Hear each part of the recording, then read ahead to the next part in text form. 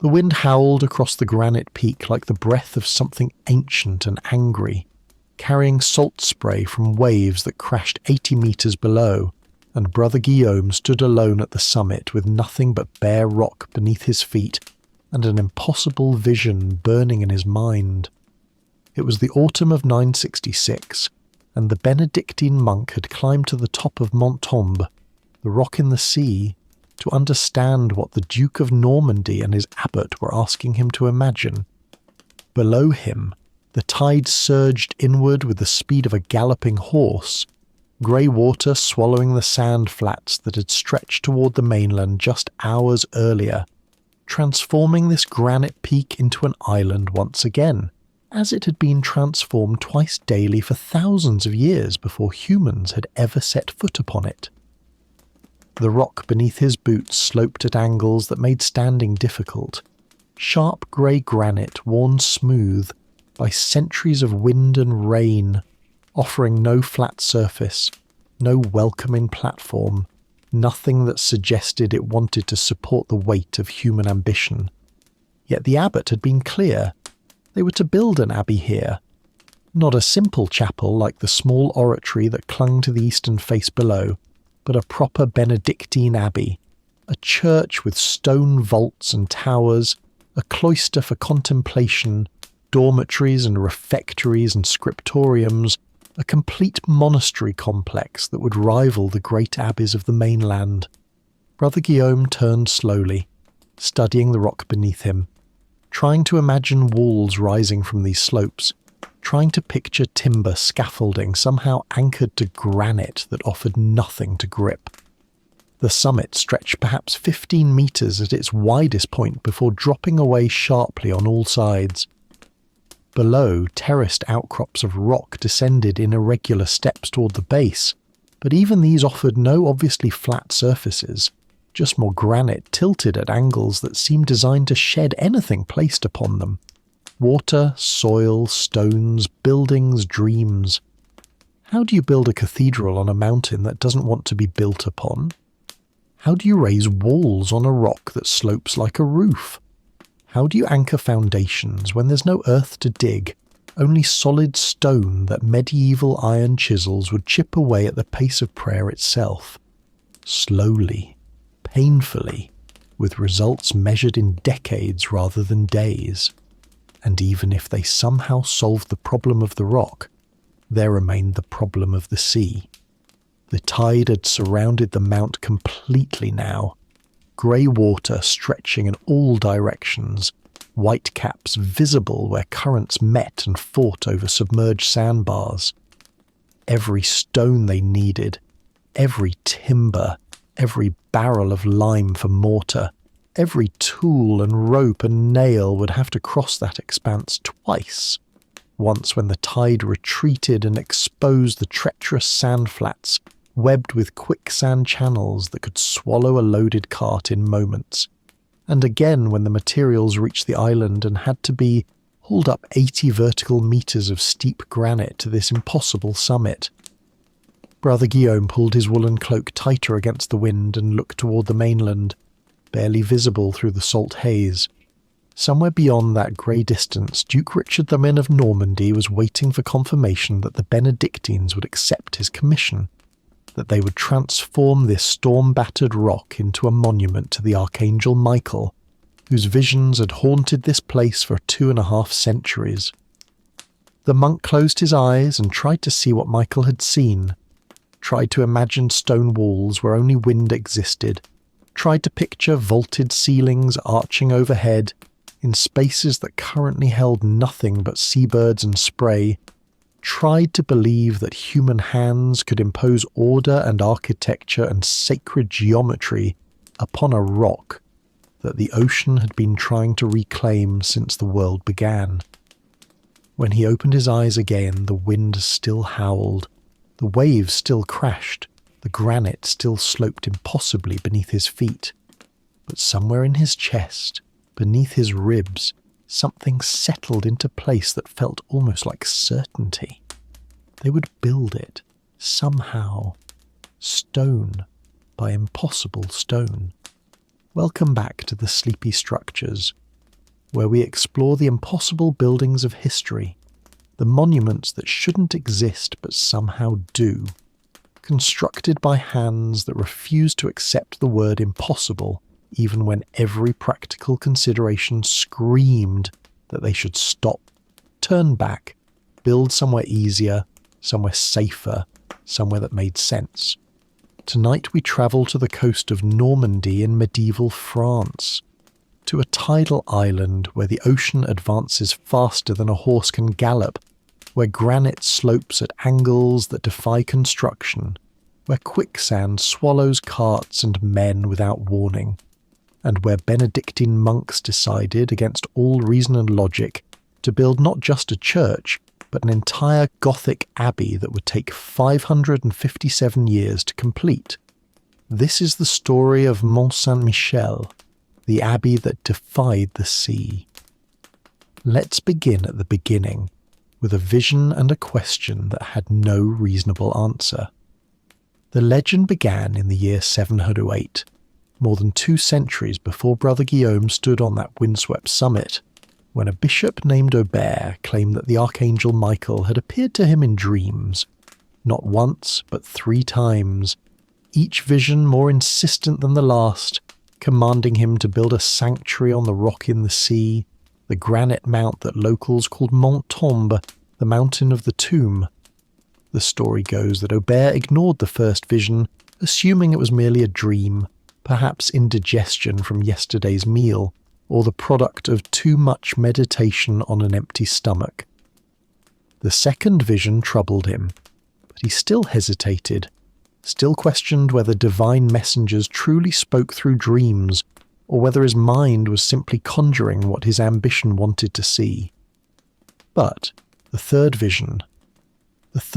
left a mark. According to medieval chronicles, the archangel pressed his finger into Aubert's skull, creating a hole that would remain until the bishop's death, a physical reminder that when celestial beings give commands, mortal hesitation carries consequences.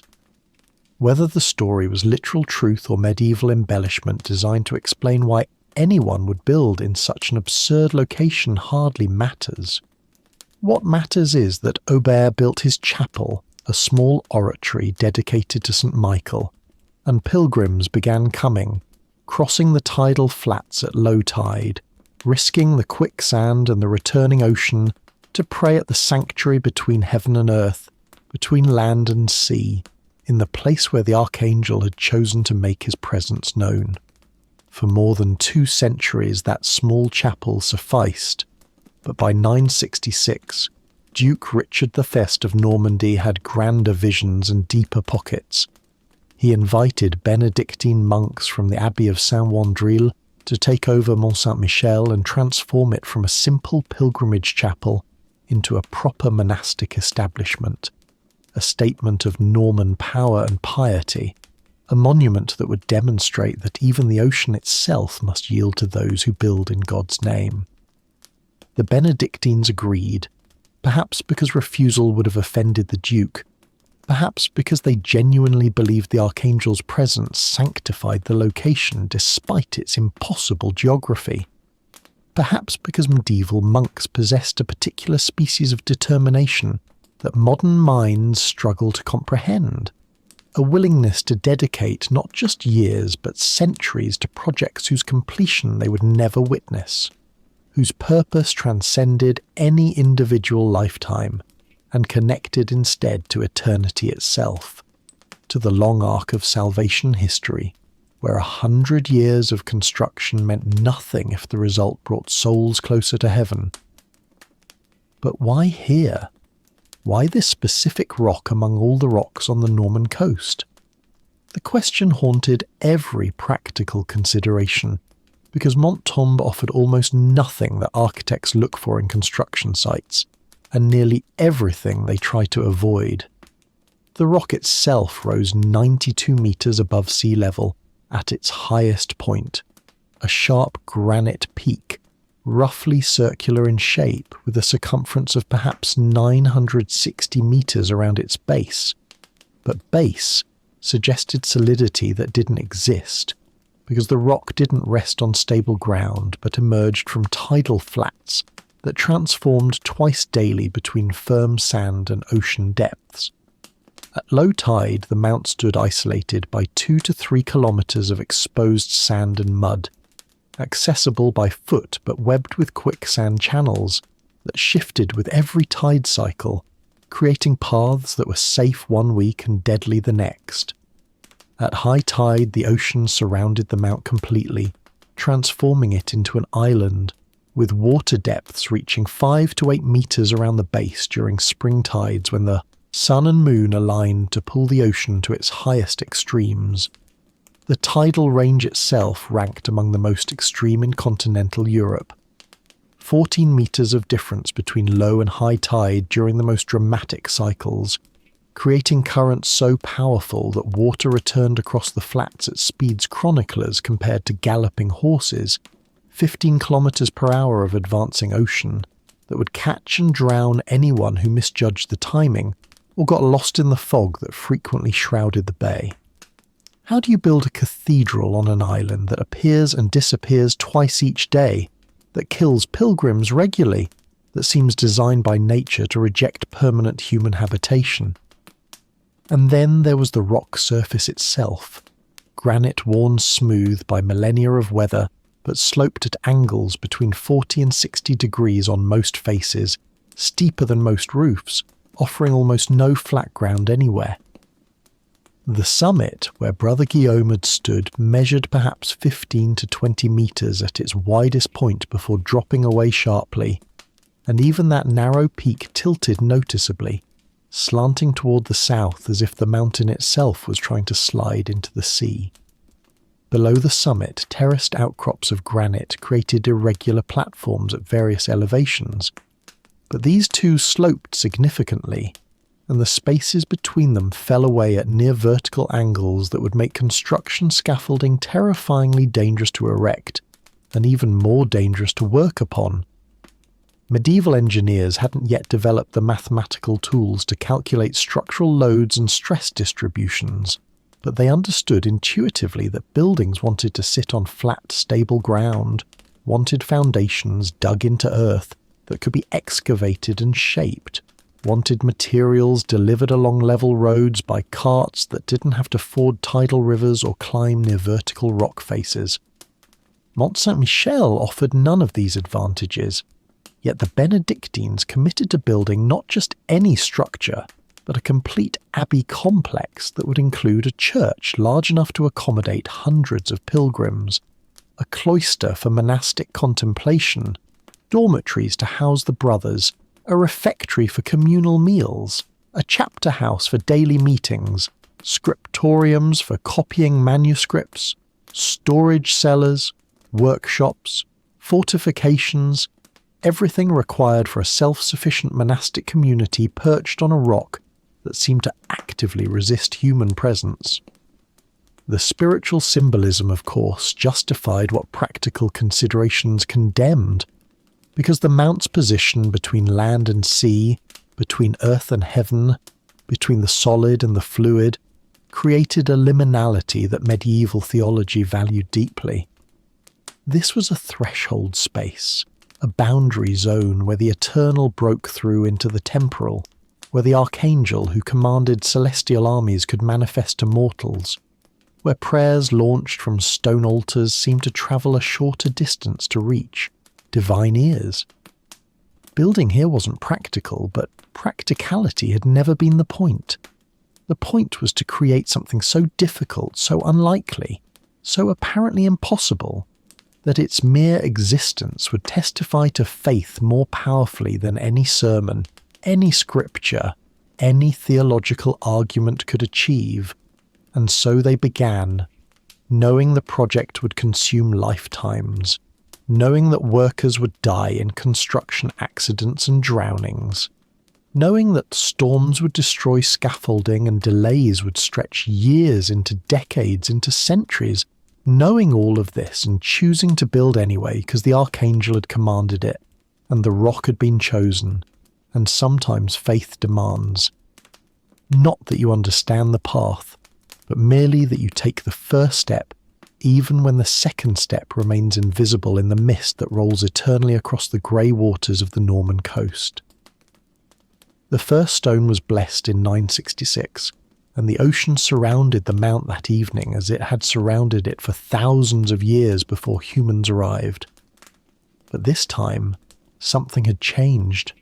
This time, the tide would return to find not just bare rock and seabirds, but the beginning of walls, the first marks of human determination carved into granite that had never asked to support an abbey, but would bear that weight regardless, stone by impossible stone, for the next 557 years. But before they could set even a single block of limestone, before they could raise even the lowest wall, before they could begin the abbey itself,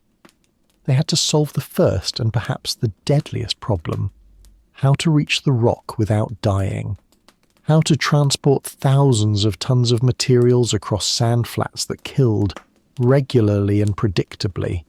how to ferry stone and timber and iron and lime and rope and food and water and everything else required for construction across tidal flats that transformed between solid ground and deadly ocean twice every single day, without fail, forever. And so the decision was made, the vision accepted, the impossible committed to. But visions and reality diverge at the moment when the first cart must be loaded, when the first stone must leave the mainland quarry and begin its journey toward that distant rock rising from the sea, when theory encounters the grey expanse of tidal flats that stretch between intention and achievement, like a test designed by nature itself to separate the determined from the merely ambitious. The bay between the Norman coast and Mont Saint Michel wasn't simply water or simply land, but something that shifted between the two states with a rhythm older than human memory. Twice each day the ocean retreated, pulling back toward the horizon, exposing 2 to 3 kilometers of sand and mud that gleamed wet and treacherous under whatever light the sky offered. For perhaps 6 hours, though medieval builders had no reliable way to measure time beyond sundials that clouded skies rendered useless, the flats lay exposed, and it was during these brief windows that everything required for construction had to cross. Limestone blocks weighing hundreds of pounds each, oak timbers 15 metres long, barrels of lime powder for mortar, iron tools and nails and hinges, rope that would rot quickly in the salt air and need constant replacement, food supplies for workers who would live on the island, fresh water because the granite rock offered no springs or wells. How do you move a cathedral across sand that looks solid, but hides pockets of quicksand that can swallow an ox cart in moments, leaving nothing but disturbed sand and bubbles rising from below to mark where yesterday's work disappeared into depth that medieval technology couldn't retrieve? The local people called these zones mouvant, the moving sands, because they shifted with each tide cycle, migrating across the flats like living things,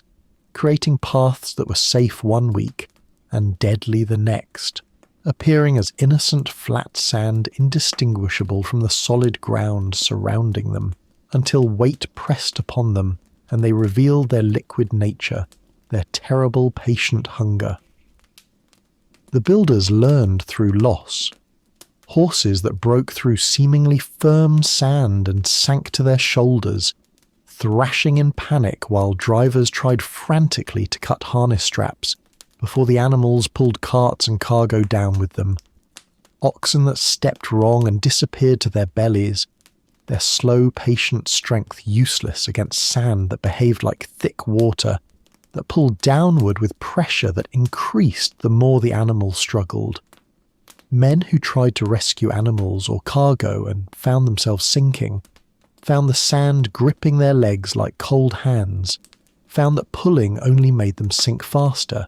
found that survival meant staying absolutely still and hoping someone could reach them with ropes before the tide returned or the sand claimed them completely. The Benedictines developed techniques through bitter experience. wooden sledges with broad runners that distributed weight across larger surface areas, making them less likely to break through into quicksand pockets. Oxen trained to move slowly, steadily, without sudden movements that might concentrate force on weak spots. Scout teams that walk the routes each morning before the main supply trains, probing the sand with long poles, marking safe paths with wooden stakes driven into firmer ground, creating temporary roads that would be erased by the next tide and have to be rediscovered the following day. But even safe routes meant racing against the ocean's return, because the tide didn't creep back gradually like water filling a basin. It advanced across the flats with shocking speed, faster than a human could run when carrying anything, faster than loaded carts could move, as fast as a galloping horse, according to chronicles written by monks who had watched it come, and understood viscerally that miscalculation meant death. How do you predict when the ocean will return to kill everyone working on the flats, when you have no accurate clocks, when the tide tables vary with moon phases and seasonal changes, when fog can descend without warning and hide the horizon where the first signs of returning water appear? The monks studied the moon obsessively, tracking its phases because they understood, even without modern tidal theory, that the moon governed the ocean's rhythm. They consulted with local fishermen who'd inherited generations of accumulated knowledge about which days brought the highest tides, which seasons made crossing most dangerous, which winds and weather patterns suggested the tide might return earlier or later than usual. They prayed, of course, prayed to St. Michael and to God, and to every saint whose intercession might keep the waters at bay for just another hour, just long enough to get the next load across, just long enough to reach the rock before grey water swallowed the path behind them. And when prayers and planning failed, when the tide caught workers still on the flats,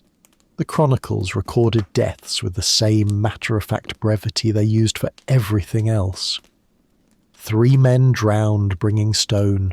2 carts lost with their drivers, an ox team and its handler taken by the waters.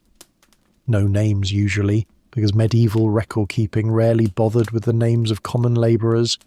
just the acknowledgement of loss and the implicit understanding that tomorrow they would try again because the abbey wouldn't build itself, and the ocean's hostility was simply another obstacle to overcome through persistence and the willingness to accept casualties as the cost of defying nature.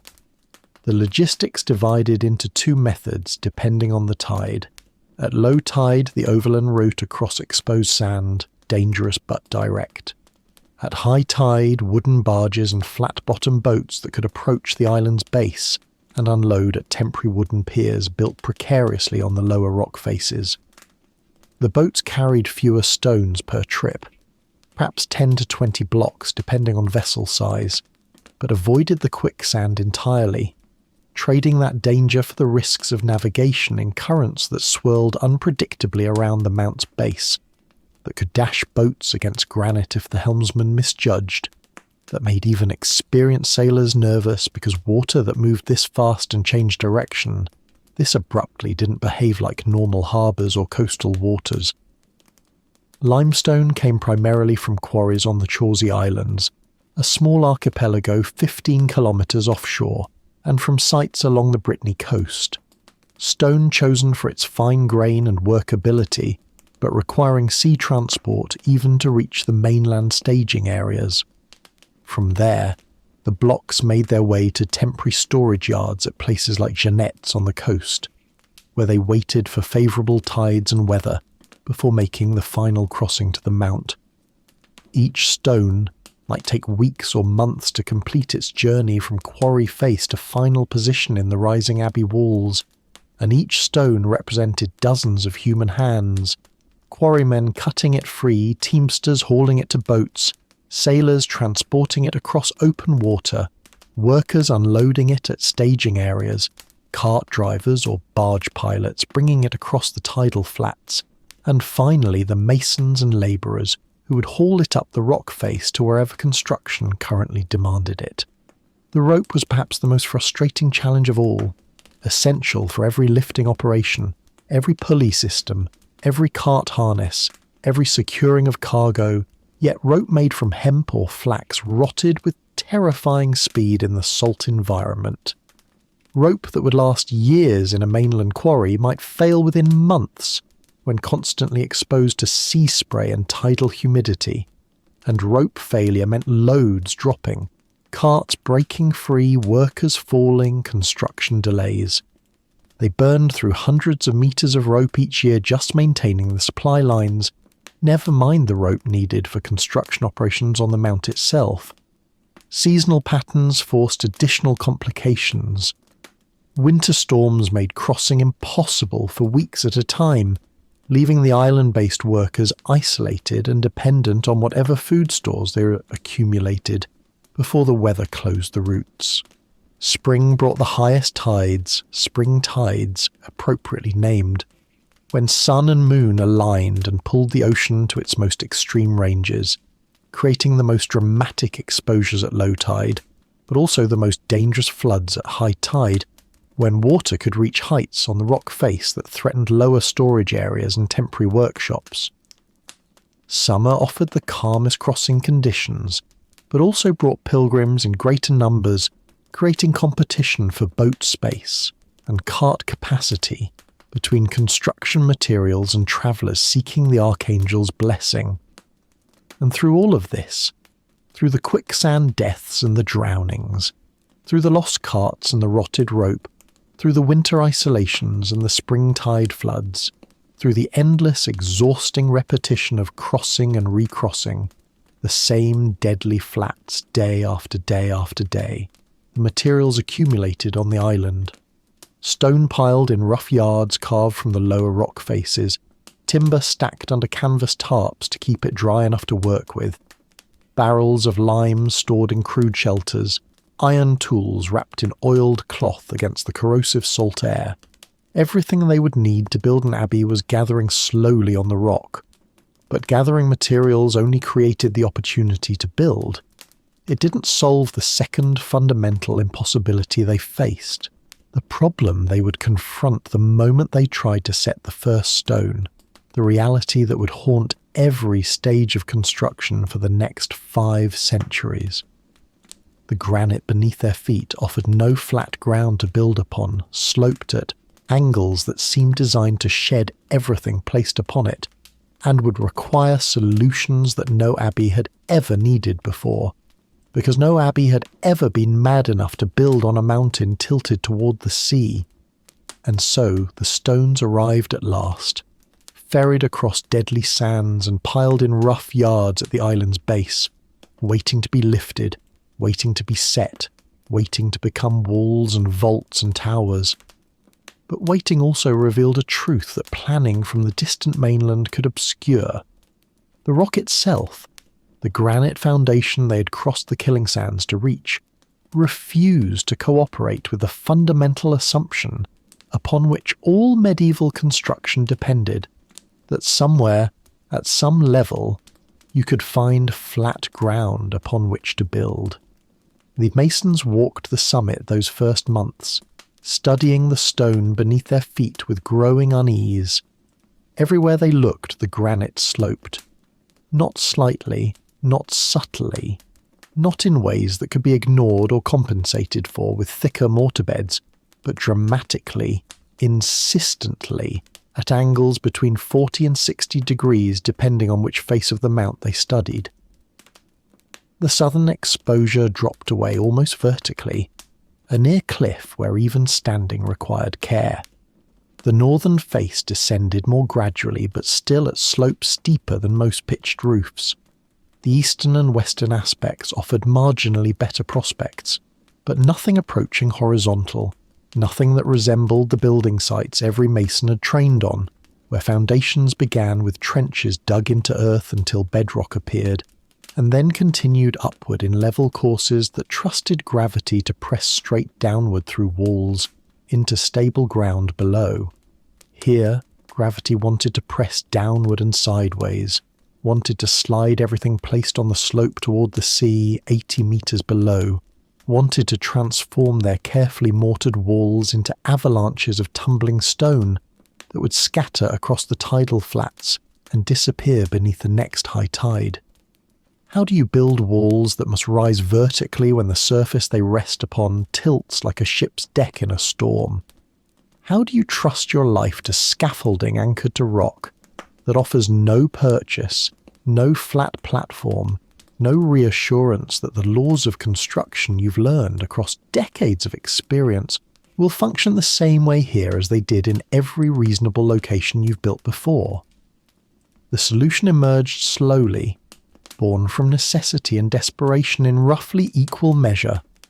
If the rock wouldn't provide flat surfaces, they would create them. Not by piling earth or rubble to level the slopes. Such material would simply slide off the granite during the first winter storm, but by carving the rock itself, cutting away the sloped surface until they had carved level platforms directly from the living stone, creating artificial terraces where nature had provided only angles. The technique they employed had been used in quarries for centuries, but never at this scale, never for this purpose. They called it feather and wedge, a method that used the granite's own grain structure against itself. Master masons studied the rock face carefully, reading the subtle lines and colour variations that revealed which direction the stone's crystalline structure ran, because granite, despite appearing uniform and solid, possessed an internal grain much like wood, a preferred direction of splitting that skilled workers could identify and exploit. Once they identified the grain, workers drilled a line of holes along it using hand-cranked augers with iron bits, each hole perhaps 10 centimetres deep and spaced 15 to 20 centimetres apart. Tedious work that produced perhaps 3 or 4 holes per hour when the bit stayed sharp and the granite cooperated.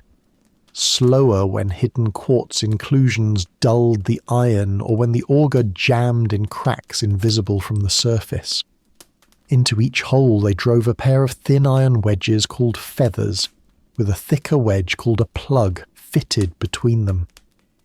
Then came the moment that separated experienced stoneworkers from apprentices still learning the rhythm. Multiple workers standing along the line of holes, each with a hammer, striking the plugs in careful sequence, tap, tap, tap, moving down the line, then back to the beginning, over and over, building pressure gradually rather than trying to force any single wedge,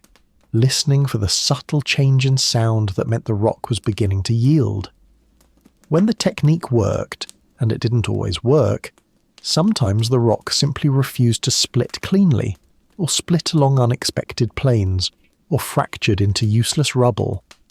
A crack would propagate along the drilled line, and a section of granite would separate from the parent rock with a sound like distant thunder, tons of stone shifting all at once. The separated section could then be broken into smaller pieces and hauled away,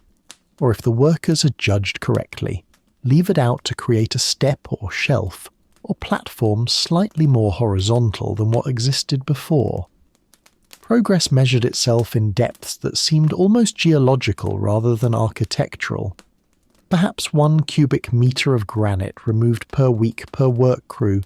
and the summit platforms required removing dozens of cubic metres, and the mid-level terraces required even more, because those had to be wider to support the buildings that would extend the Abbey downslope, and the summit proved too narrow for everything the Benedictines envisioned. Could you really carve an entire mountain into terraces using only iron tools and human muscle and patience that had to stretch across not months but years, not years but decades, just to create the bare platforms where construction could finally begin? The work divided itself among teams specializing in different elevations. The summit crews working where winds blew hardest, and the views stretched furthest, and the drops fell farthest, creating the narrow platform where the Abbey church would eventually rise. Below them, Mid-level crews carved broader terraces for the supporting structures, dormitories and workshops and storage cellars that would cluster around the church like foothills around a mountain peak. At the base, where the rock met the tidal zone, teams created the broadest platforms that would serve as entrance courts and fortifications and staging areas for the endless supply operations that would feed construction for centuries. Each elevation presented unique dangers. At the summit, wind could lift tools from hands or blow workers off balance on narrow ledges where missteps meant 80-metre falls to certain death on the rocks or into the ocean that surrounded the mount at high tide. At mid-levels, where the rock face cut away at near vertical angles, workers suspended themselves on rope harnesses while they drilled and wedged, trusting their lives to knots tied that morning and anchors carved into stone overhead, trying not to think about how salt air corroded rope, or how granite could fracture unexpectedly, or how the rope that held them had already held other workers who were no longer alive to testify to its reliability. At the base, the tidal spray created perpetual dampness that made footing treacherous and filled drill holes with water that had to be bailed out before wedges could be set, adding frustration to danger in measures that tested even monastic patience. The first stones were finally set in the late 960s or early 970s. Records from that period are fragmentary and contradictory, not rising upward from carved platforms but anchoring themselves to those platforms through a technique that seemed almost surgical in its precision. Masons drilled holes into the levelled granite, not the shallow holes used for feather and wedge splitting, but deeper holes, 20 or 30 centimetres, positioned precisely where the corners of foundation stones would rest. Into these holes they set iron clamps, L-shaped or T-shaped pieces of forged iron that would connect the first course of limestone to the granite beneath. The clamps were seated with molten lead poured into the holes around them, the lead flowing into every crack and irregularity in the drilled cavity, then cooling and hardening into a joint that was part mechanical connection and part chemical bond, that locked iron to granite with a grip strong enough to resist the lateral forces trying to slide everything downslope. Only after the clamps were set and cooled could the first limestone blocks be lowered into position, each block weighing perhaps 200 to 400 kilograms, each one carved to fit its specific location because nothing on the sloped platforms could be standardized. Everything had to be custom-shaped to match the particular angles and elevations where it would rest for centuries. The underside of each foundation stone was carved to match the slope of the granite beneath. It, not flat, but tilted at whatever angle that particular section of carved platform offered, while the upper surface was carved level, horizontal, perpendicular to gravity, creating the transition from the mountain's geometry to the geometry of human architecture. The mortar between stones became thicker on the downslope side, thinner on the upslope side, compensating for the tilt, adding wedging pressure that helped resist sliding, creating friction through sheer mass and the calcium carbonate bonding of lime mortar that would take months to fully cure and harden. Each stone supported the stone above it and was supported by the stone below it, creating chains of compression that would eventually rise 30 or 40 or 50 meters into the air. But those chains were only as strong as their weakest link, only as secure as the carved granite platforms at their base, only as reliable as the iron clamps and lead joints, connecting limestone to granite in marriages that could never be undone, that committed medieval builders irrevocably to their choices, that left no room for error, because error meant watching walls you'd spent years building slide slowly down the rock face during a winter storm, taking lives and years and fortunes with them into the grey waters below. And the carving continued through the 970s and 980s and 990s, continued into the new millennium, continued alongside construction that was beginning to rise on the platforms already completed, because the abbey kept growing, kept demanding more space, kept requiring new terraces at new elevations for new structures that the original plans hadn't anticipated, or that had been deferred until funding appeared, or that replaced earlier buildings that proved inadequate. The sound of iron on granite became the island's constant music. The tap, tap, tap of hammers driving wedges, the scrape of chisels shaping edges, the crack and rumble of splitting rock. A percussion section that would continue performing for generations, for centuries, long after the masons who began it had died and been replaced by their apprentices who would die, and be replaced by their apprentices in an unbroken chain of hands shaping stone. But carving platforms only solved the problem of where to build. It didn't solve the problem of what to build, and as the 11th century progressed and the platforms accumulated and the first foundation walls began to rise, the Benedictines confronted a new impossibility that made all the previous challenges seem almost simple by comparison. The summit they had carved so painstakingly was still too narrow, still too steep, still too fundamentally inadequate to support the full abbey church they envisioned, and no amount of additional carving could widen the mountain's peak beyond what geology had determined millions of years before humans existed. The rock had given them all it could give, and it wasn't enough. They would have to build the missing ground. Itself would have to construct artificial mountains of stone beneath the church to extend the platform beyond the granite's limits, would have to create foundations that weren't carved from rock but built upon it, vaulted chambers that would function simultaneously as crypts and as structural supports for everything above, underground cities of stone whose sole purpose was to make possible the impossible building that would rise into the wind and light above. And so the platform stood ready at last, carved from living granite through years of patient violence, level surfaces where none had existed before. But the masons who climbed to the summit to begin laying out the abbey church discovered what their measurements had been trying to tell them for months. The mountain's peak, even after all their carving, stretched only 15 to 20 meters across, before dropping away sharply on all sides, and the church they were meant to build,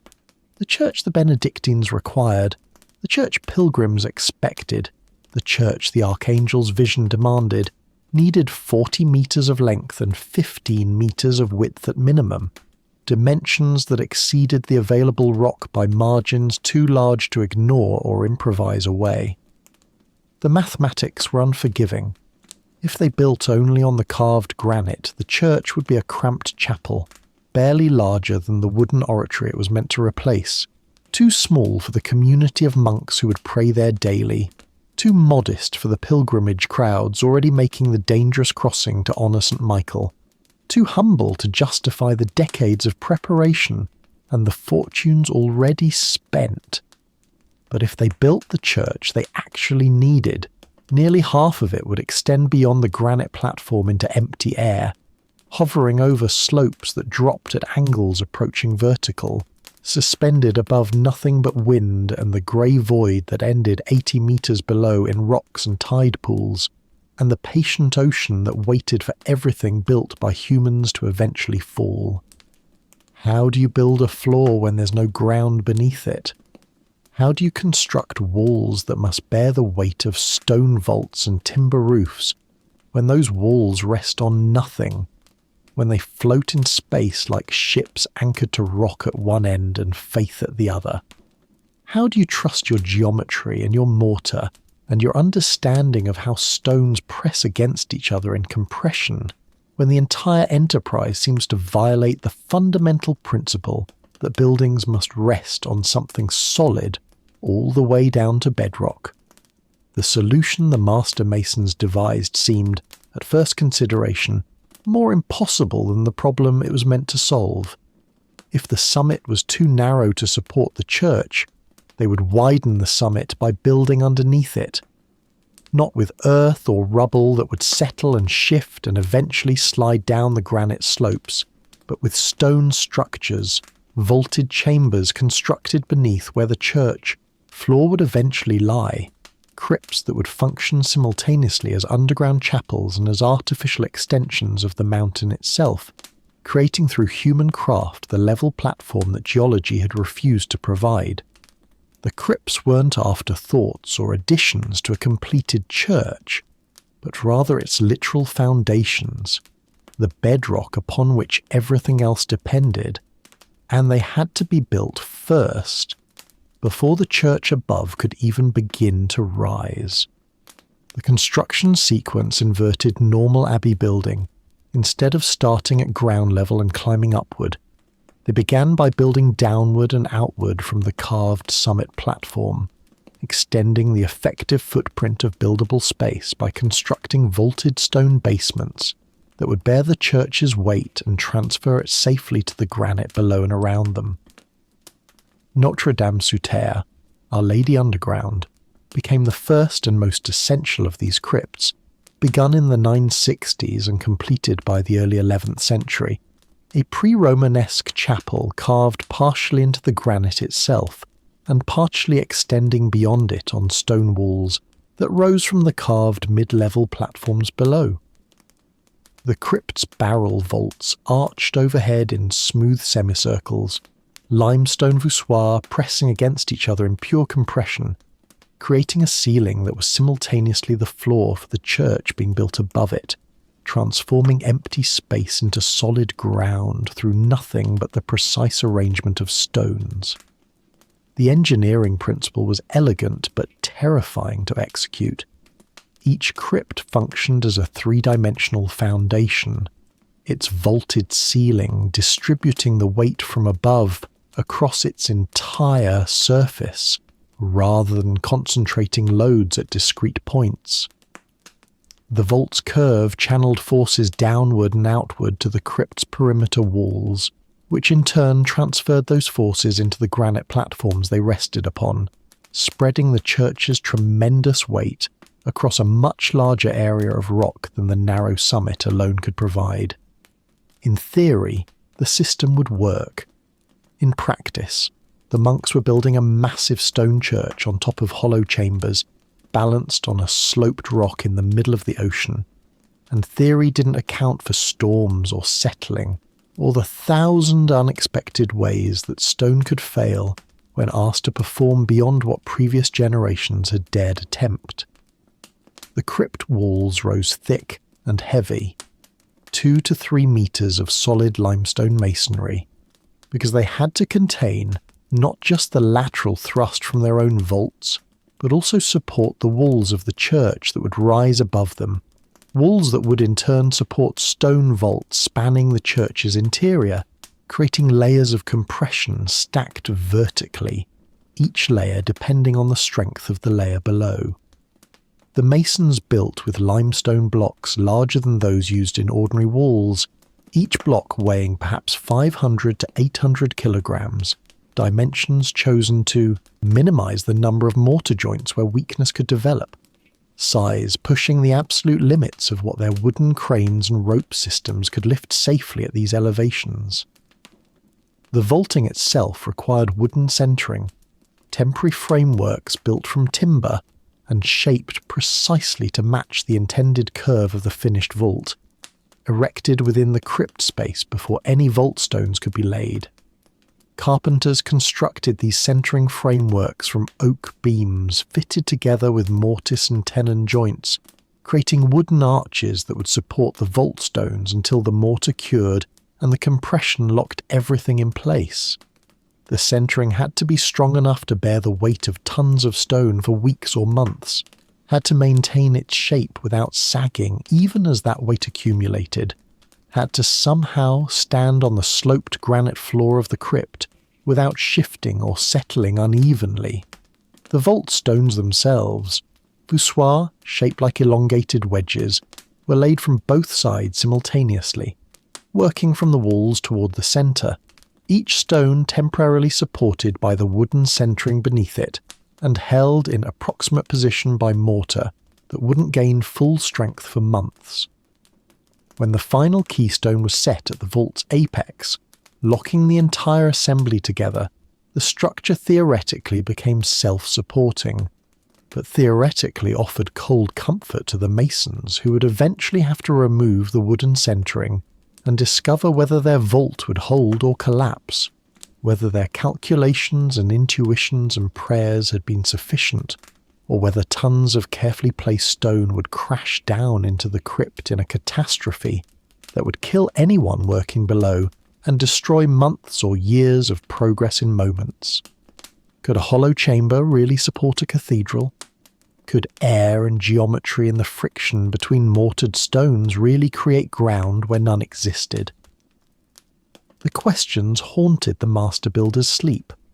but the work continued because stopping meant admitting defeat, meant accepting that the mount couldn't support an abbey, meant abandoning the Archangel's command and the Duke's commission, and the decades already invested in making the impossible slightly less impossible. Multiple crypts at multiple levels became necessary as the church design evolved and expanded. Crypts stacked vertically in some locations, with one vaulted chamber built above another, creating artificial plateaus at different elevations. Each crypt was custom designed to match the specific granite contours beneath it and the specific structural requirements above it, no two exactly alike because the mountain's irregular geometry demanded unique solutions at every position. Some crypts extended boldly beyond the granite platform, cantilevered outward with their walls resting on lower terraces 20 or 30 meters below, creating overhangs that seemed to defy gravity's patient insistence that everything should fall. Others were carved partially into the granite itself, hybrid structures that were part excavation and part construction, with their inner walls cut from living rock and their outer walls built from limestone. The ventilation problem emerged slowly as the crypts multiplied and deepened. Stone chambers buried within the rock or built up densely with limited openings to the outside world accumulated moisture from the humid ocean air, from water seeping through granite cracks, from the breath and body heat of workers labouring in confined spaces. Moisture weakened mortar, promoted the growth of moss and lichen, made the crypts perpetually damp and cold and unhealthy for anyone who had to work or worship in them. The masons carved narrow ventilation shafts through the granite and through the limestone walls, creating passages that connected the crypts to outside air, allowing circulation that was inadequate by modern standards but better than nothing, better than letting the chambers become stagnant stone pools where mould consumed mortar and workers sickened from breathing air that never quite felt fresh. Water management became equally critical, because granite, despite appearing solid, contained microscopic cracks and fissures that wept water constantly, particularly on the north face where the rock remained shadowed and damp most of the year. The crypt floors couldn't be perfectly level. If they were, water would pool in low spots and gradually work its way into the limestone blocks from below, freezing in winter and fracturing the stone from within. Instead, the floors sloped subtly toward drainage channels carved into the granite, channels that directed water toward outlets where it could drip harmlessly down the exterior rock face, rather than accumulating within the crypts to cause structural damage that might not become apparent for decades until suddenly it was too late, and walls were compromised and vaults were cracking. The crypts served a double duty from the beginning. They were foundations, yes, essential structural elements without which the church above couldn't exist, but they were also functional spaces in their own right.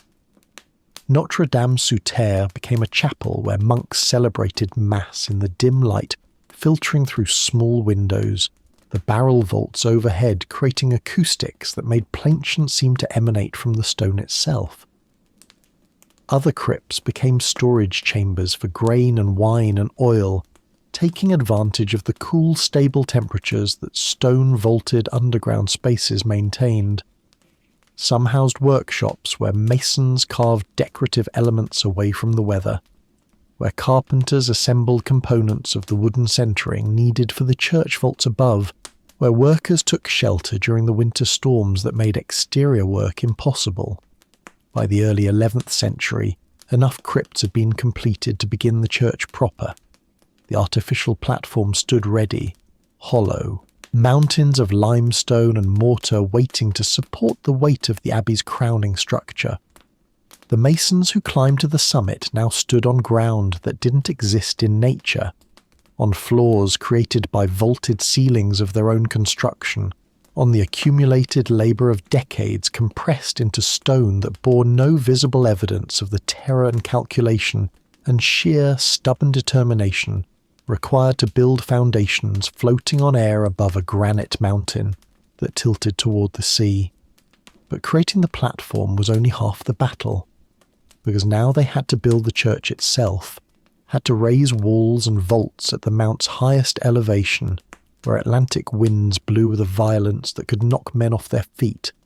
where wooden scaffolding would have to somehow anchor to this artificial summit, while reaching heights that would place workers nearly 100 metres above the ocean, where every stone lifted represented a risk to the crane operators and the men guiding loads, and the structure itself, which grew heavier and more vulnerable with each course, added, where they would construct not in the sheltered valleys, where most abbeys rose, but at the summit of a rock designed by nature to be admired from a distance rather than built upon, where they were about to raise stone walls and timber roofs that would have to survive centuries of storms without the protection of surrounding hills or forests, exposed to everything the ocean and sky could throw at them, waiting to prove whether the crypts beneath would hold, or whether the whole impossible assembly would shift and settle, and ultimately slide down the granite slopes into the waves that had been waiting patiently for exactly that outcome since the first stone was blessed. And so the foundation stood complete at last, or as complete as foundations could be when they consisted of hollow stone chambers rather than solid earth. The crypts waited beneath, their vaults bearing nothing yet but their own weight and the weight of anticipation, and above them stretched the artificial summit that decades of labour had created, a platform that existed only because human determination had willed it into being through stone and mortar, and calculations that left no room for error, because error at this elevation meant catastrophe. The Abbey Church construction began in earnest around 1023 under Abbot Hildebert II, and from the first stone laid, the builders confronted a challenge that no amount of planning from the sheltered mainland could fully prepare them for. They were building at 80 metres above sea level on an exposed peak where the wind never truly stopped, where Atlantic gales struck without warning, and with a force that seemed almost personal, almost vindictive, as if the ocean itself resented this vertical intrusion into its dominion of horizontal emptiness. The wind at the summit didn't behave like wind in valleys or plains. It didn't blow steadily from a single direction, but swirled and eddied around the rock's contours, creating sudden gusts that could strike from any angle, that could be dead calm one moment and violent the next, that made working at height feel less like construction and more like standing on the deck of a ship during a storm, except there was no ship, only open wooden platforms suspended above a drop that would kill instantly and absolutely anyone who lost their footing or their grip or their nerve. How do you build stone walls when the air itself fights you, when wind can lift tools from workbenches, when mortar dries unevenly because one side of a wall stays perpetually damp from salt spray, while the other side bakes in whatever sun penetrates the coastal clouds? The wooden scaffolding required for church construction at this height represented an engineering challenge nearly as complex as the church itself. Masons couldn't build from the inside working upward as they might in a valley location, because the church walls would eventually enclose the workspace and trap the scaffolding within. Instead, they built from exterior scaffolding towers, wooden structures that had to rise alongside the church walls, keeping pace with construction, extending upward course by course, until the scaffolding itself climbed 30 or 40 metres above the already elevated summit platform. But scaffolding needs anchoring, needs to be tied back to something solid, and the granite summit offered almost nothing to anchor against.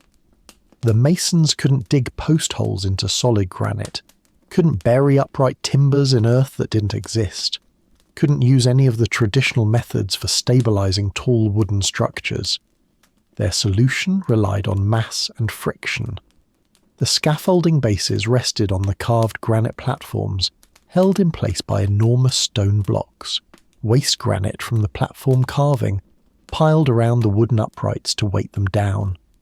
Rope guy lines ran from the scaffolding tops to iron rings set with lead into the granite outcrops below the summit, creating a web of tensions that held the wooden towers roughly vertical against the wind's constant pressure to push them over the cliff edge. The lifting technology they employed was ancient but scaled to unprecedented heights. Treadwheel cranes, essentially giant wooden wheels inside which men walk like hamsters, their footsteps turning the wheel which turned a drum which wound rope that lifted loads, through a system of pulleys that multiplied human effort into stone-lifting force. Each crane could lift perhaps 500 to 800 kilograms, the weight of a large limestone block, but lifting it 30 or 40 meters vertically required enormous lengths of rope, and rope stretched under load, and stretched rope could drop loads unexpectedly, and unexpected drops from these heights meant destroyed stones at best and crushed workers at worst. How do you coordinate the men walking inside the treadwheel with the men on the scaffolding platforms waiting to receive the stone, when a miscommunication or a rope failure or a sudden gust of wind could send the block swinging like a pendulum, smashing into the scaffolding or the partially built walls, destroying in seconds what took days to prepare and position? The work required trust between teams who often couldn't see each other, who communicated through bells and flags when shouting couldn't carry over the wind, who developed rhythms and signals that passed between crane operators and scaffold crews like a language spoken in rope tension and stone weight, and the slight variations in bell tones that meant hold or lift or danger or stop everything right now before someone dies. The church rose slowly through the 1020s and 1030s in the Romanesque style that dominated European religious architecture in that century. Thick walls pierced by small windows, barrel vaults spanning the nave in smooth semicircular arches, massive piers supporting the vault thrust, an aesthetic of weight and permanence and fortress-like strength that seemed appropriate for a building constructed on a rock in the ocean. The walls climbed course by course, each course a horizontal layer of stones set in mortar, each course adding perhaps 30 to 40 centimetres of height, each course requiring dozens of individual blocks that had to be lifted from the storage yards 80 metres below, guided into position by masons who worked on scaffolding platforms barely wide enough for two men to stand side by side. The construction sequence followed the traditional east to west progression. The choir at the eastern end built first, the crossing where the transepts would intersect the nave, then the nave itself stretching westward toward the facade that would eventually greet pilgrims approaching from the mainland. The eastern prioritization wasn't merely conventional but practical. The choir housed the main altar where monks celebrated daily mass, and completing it first meant the church could be consecrated and put into use even while construction continued on the western sections, allowing the building to serve its spiritual function decades before its architectural completion. The transepts, the arms extending north and south from the crossing, presented unique challenges because they cantilevered partially over the cliff edges, particularly on the north side where the granite platform was narrowest and the drop most precipitous. The north transept rested partially on crypts that extended beyond the summit's natural limits, and masons working on those sections were acutely aware that beneath the stones they were setting, there was only more stone, only vaulted chambers, only air and geometry holding everything up. Could you really trust your life to walls balanced on hollow crypts balanced on tilted granite? The question had no good answer except to continue working and hope that the master builder's calculations and the mortar's strength and the stone's compression would combine into stability.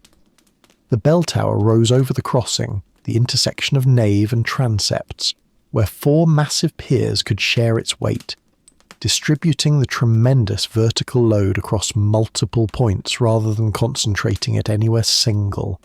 The tower climbed in stages, each stage slightly narrower than the one below, creating a stepped pyramid profile that reduced weight at the highest elevations, while still achieving the height necessary for bells to be heard across the water during fog.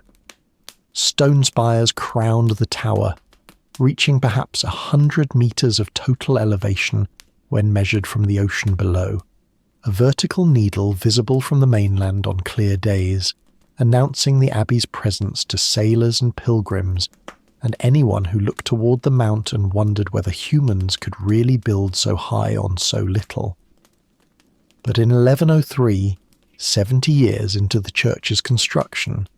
the impossible happened. The north transept collapsed. Records from the period are fragmentary and contradictory about the exact cause. Some suggest the crypts beneath settled unevenly. Some blame a particularly violent storm. Some simply note that the masonry failed without speculating why. But the result was unambiguous. Tons of limestone crashed down through the crypt vaults below, destroying both the transept and portions of the bell tower above it, killing an unknown number of workers and sending stone rubble tumbling down the north cliff face to scatter across the tidal flats below. The collapse must have seemed like confirmation of every doubt anyone had ever voiced about the project's viability. Perhaps the mount simply couldn't support a full abbey church. Perhaps the crypts weren't adequate foundations. Perhaps the entire enterprise had been doomed from the beginning and should be abandoned before more lives and fortunes vanished into the ocean's patient embrace. But the Benedictines didn't abandon. They studied the ruins, identified what had failed and why. The crypts beneath the north transept needed reinforcement. The tower base required stronger piers. The settlement patterns needed better compensation in the foundation design, and they rebuilt. The reconstruction consumed the period from roughly 1103 to the 1120s. The damaged crypts were reinforced with additional masonry, thicker walls, more carefully calculated weight distribution. The north transept was rebuilt with modifications learned from its failure, slightly different pier spacing, marginally thicker walls, adjustments that seem minor in description but represented the accumulated wisdom purchased through catastrophe.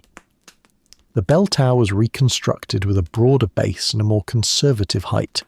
acknowledging perhaps that some ambitions needed tempering by the reality of what stone and crypts and tilted granite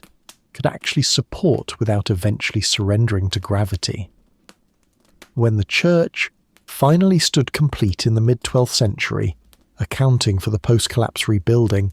it presented the heavy, shadowed interior typical of Romanesque architecture. Thick walls created narrow spaces, small windows admitted limited light. Barrel vaults overhead felt low and oppressive compared to the soaring heights that Gothic architecture would later achieve. But the heaviness wasn't merely aesthetic choice. It was structural necessity for a building in this location. The thick walls resisted wind loads that would crack lighter construction. The small windows maintained wall strength that large openings would compromise. The massive piers provided the redundancy needed when building on foundations that were themselves built on foundations on a tilted rock in the ocean. The ocean's salt began corroding the limestone immediately. The same sea spray that made scaffolding treacherous, that rotted rope prematurely, that complicated mortar curing also attacked the finished stonework, dissolving calcium carbonate incrementally but relentlessly, etching the carved details, penetrating mortar joints, creating maintenance demands that would persist as long as the abbey stood. Churches built inland might stand for centuries with minimal upkeep, but Mont Saint Michel required constant attention. Mortar joints repointed regularly, eroded stones replaced, lead flashing renewed. A never-ending battle against the corrosive environment that made building here difficult and keeping things built even more so. And yet the church stood, heavy and dark and fortress-like, perched impossibly on its artificial summit, visible from the mainland as a cluster of stone forms rising above the rock, announcing that the Benedictines had succeeded in the primary ambition, that an abbey church now crowned Mont Saint Michel, that pilgrims could climb the narrow paths and enter through the western portal and stand beneath stone vaults in a space dedicated to the archangel whose vision had started everything. But even as the Romanesque church achieved completion, even as monks chanted their daily offices beneath its barrel vaults and pilgrims knelt before its altars, new ambitions stirred, because the 13th century brought new architectural ideas from the mainland, brought Gothic innovations that promised height and light and grace, brought visions of what else might be built on the Mount's remaining cliff faces, brought plans for a structure so audacious that it would make everything built so far seem almost conservative by comparison. A 3-story Gothic palace built on the north cliff face, cantilevered over the steepest drop, crowned with an open-air cloister that would hang 60 metres above the ocean, and somehow survive the winds that howled around the mount with a violence that seemed to dare anyone to build delicately. And so, the Romanesque church stood complete at last, heavy and dark and fortress-strong on its impossible summit. But completion in medieval construction rarely meant finality, rarely meant the work was done. And by the early 13th century, a new vision emerged that would transform the Mount once again, that would take everything learned from building the church and apply it to an even more audacious project on the most dangerous face of all. The north cliff where the granite dropped away at angles approaching vertical, where the ocean wind struck with maximum violence, where common sense screamed that nothing delicate should ever be attempted. In 1204, Normandy fell to the French crown after centuries of belonging to the Norman and then Angevin dynasties, and King Philip II Augustus, newly victorious, newly wealthy from conquest, newly interested in demonstrating that French patronage could exceed anything the previous rulers had managed, funded what would become known as La Merveille, the Marvel, a 3-story Gothic palace that would cling to the north cliff face like something grown from the rock rather than built upon it,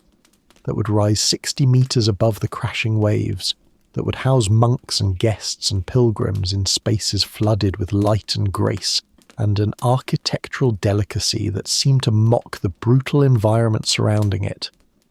The construction began in 1211 under an unknown master mason, whose name has been lost to history, but whose genius remains visible in every stone. He designed a building that inverted normal construction logic by working with the cliff's slope rather than fighting it, creating a structure where each floor extended slightly beyond the one below, cantilevered outward in a stepped pyramid that transformed the cliff's near-vertical descent into a series of terraces,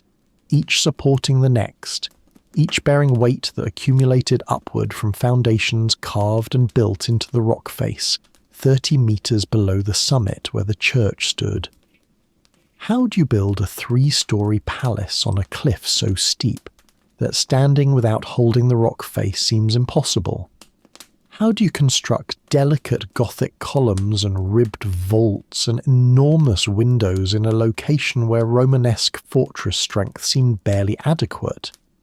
How do you convince workers to spend years building on wooden scaffolding platforms suspended over a 60-metre drop into ocean water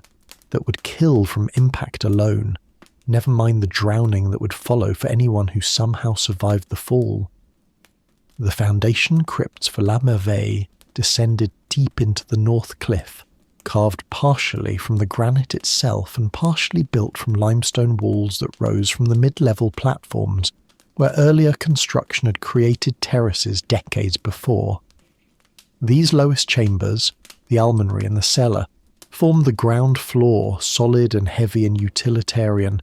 with barrel vaults and groin vaults overhead creating ceiling strength adequate to support the 2 floors that would rise above them.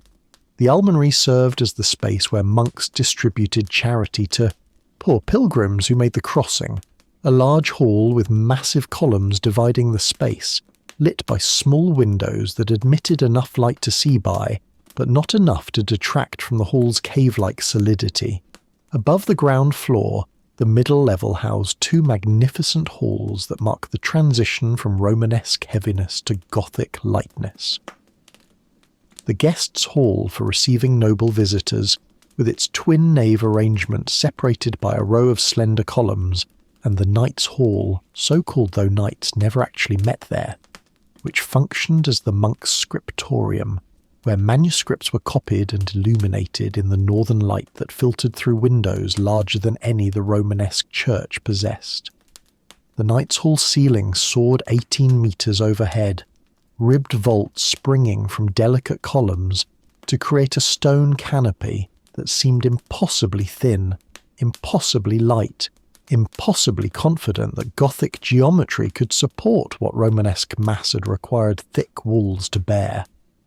The ribbed vaulting represented Gothic architecture's revolutionary insight. That weight could be channeled along specific lines rather than distributed across entire surfaces, that stone ribs could carry the vault's thrust down to columns positioned at strategic points, that the spaces between ribs could be filled with lighter, web stones that contributed little weight while creating the visual effect of continuous ceiling. Each rib was constructed on wooden centering, the stones shaped as wedges that locked together when the keystone was set, transforming the temporary wooden framework into permanent stone structure that directed forces precisely where the master mason intended them to go, downward through the columns, outward through the walls, and ultimately into the foundation crypts and granite below. But the middle level's engineering achievement, impressive as it was, paled compared to what rose above it. The top floor of La Merveille, built 60 metres above the ocean, exposed to every wind and storm, consisting of 2 spaces that seemed designed to test whether stone could truly achieve the lightness and grace that Gothic architects dreamed of, the refectory and the cloister. The refectory, the monks' communal dining hall, stretched 30 metres in length and 10 metres in width, a vast room by medieval monastic standards, with windows on both long walls admitting light from east and west, creating an interior brightness unthinkable in earlier centuries, when thick walls and small windows were architectural necessity. The room's proportions seemed to defy its location. How could a space this large, this open, this filled with glass rather than stone, survive on a cliff face where winds reached speeds that bent trees horizontal on the mainland? The answer lay in the hidden flying buttresses built within the walls themselves, internal stone arches that transferred the ceiling vault's lateral thrust from the interior, columns to the exterior walls and down through the structure to the foundations below, creating support that was structural but invisible, that allowed the interior to appear light and airy, while the hidden architecture laboured under compression and tension. Above the refectory, accessed by a narrow staircase that seemed itself to climb toward heaven, the cloister opened to the sky in an act of architectural defiance that still seems reckless even now, even after 8 centuries have proven it possible. The cloister was an open-air garden arcade, a covered walkway surrounding a central courtyard exposed to weather, supported by 227 delicate columns, arranged in a double-staggered colonnade that created a visual rhythm of stone and light and shadow and empty space. The columns themselves were impossibly slender, each perhaps 20 centimetres in diameter, carved from single pieces of limestone or composed of limestone drums stacked and mortared with precision measured in millimetres, supporting stone arches that framed the sky and ocean views with tracery so delicate it resembled frozen lace more than load-bearing structure. Could columns this thin really support stone arches in winds that regularly exceeded 100 kilometers per hour? Could an open-air garden survive on a terrace suspended 60 meters above crashing waves? The cloister answered these questions by existing, by standing, by enduring century after century of storms that should have torn it from the cliff face, but instead only weathered its stones and salted its carvings, and proved that sometimes the most delicate solutions are also the strongest, because delicacy forces precision, forces attention to detail, forces every joint and every stone and every calculation to be exactly right, because there's no margin for error, no redundancy of mass to compensate for mistakes. The garden within the cloister, an actual garden with earth and plants somehow maintained on a stone terrace at this elevation, required earth hauled up from the mainland, carried across the tidal flats in baskets and bags, lifted 60 meters vertically through the building's interior stairways by monks who understood that contemplation required beauty, and beauty sometimes demanded transporting soil to the sky. The plants they grew were hardy species that could tolerate salt spray and wind and the limited soil depth available on a stone platform, but their presence transformed the cloister from merely architecturally impressive to spiritually transcendent, creating a space where monks could walk in meditation, surrounded by stone columns on one side and living green on the other, suspended between earth and heaven in a way that Bishop Aubert's original vision had promised, but that only La Merveille fully achieved. The construction timeline, 1211 to 1278, just 17 years from first stone to completion, suggests work proceeded at a pace that seems almost reckless for such complex and dangerous building. Multiple teams must have worked simultaneously on different levels, with foundations being reinforced while middle floors rose and upper floors were being planned, with stone carvers producing the delicate column capitals and tracery elements in workshops while masons set rougher stones in the foundations, with carpenters building and moving scaffolding that had to somehow anchor to the cliff face and extend outward to enclose spaces that hung over nothing but air and ocean. The limestone for La Merveille came partially from the same Chauzy Island quarries that had supplied the church, but much of it came from sources with finer grains suitable for the detailed carving. Gothic architecture demanded capitals decorated with foliage patterns, corbels supporting vault ribs, window tracery forming geometric patterns, door frames carved with religious imagery. Each decorative element was carved on the ground where light was better and footing secure, then carried up through the building's interior, no exterior hoisting at these heights with winds that could catch carved stones and turn them into deadly projectiles, and fitted into position with mortars so carefully matched to stone colour that joints became nearly invisible. The lead roof that covered La Merveille, protecting the refectory and the covered walkways of the cloister, while leaving the central courtyard open, required sheets of lead rolled and fitted over a timber framework that had to be light enough not to overload the structure, but strong enough to resist winds that would tear inadequate roofs away. The timber came from oak forests on the mainland, trees perhaps 200 years old, felled and shaped and transported across water and then lifted through the building to reach the roof level where carpenters assemble the framework using mortise and tenon joints that lock together without metal fasteners, creating a wooden skeleton that the lead sheets would clothe. When La Merveille stood complete in 1228, when King Louis IX, Saint Louis, visited to celebrate its consecration, The building represented perhaps the most sophisticated Gothic architecture yet achieved anywhere in Europe, not because individual elements were unprecedented, but because the combination of elements in this location seemed impossible. Delicate columns where fortress walls seemed necessary, enormous windows where small openings seemed prudent, open-air gardens where enclosed spaces seemed rational, lightness where weight seemed essential, Gothic grace on a cliff that demanded Romanesque strength. And yet it stood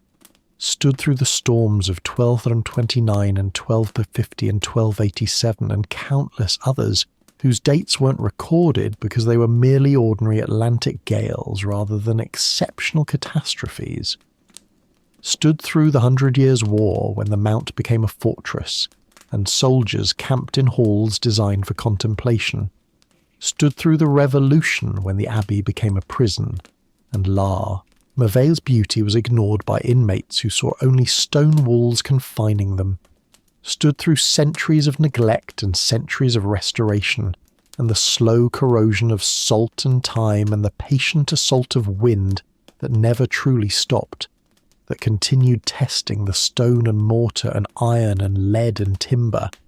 continued searching for weakness, continued trying to reclaim the cliff face for the ocean and the sky and the birds that had inhabited it before humans arrived with their impossible ambitions. But even La Merveille's completion didn't finish the Abbey, because the church at the summit remained Romanesque and dark, while the palace on the cliff was Gothic and light,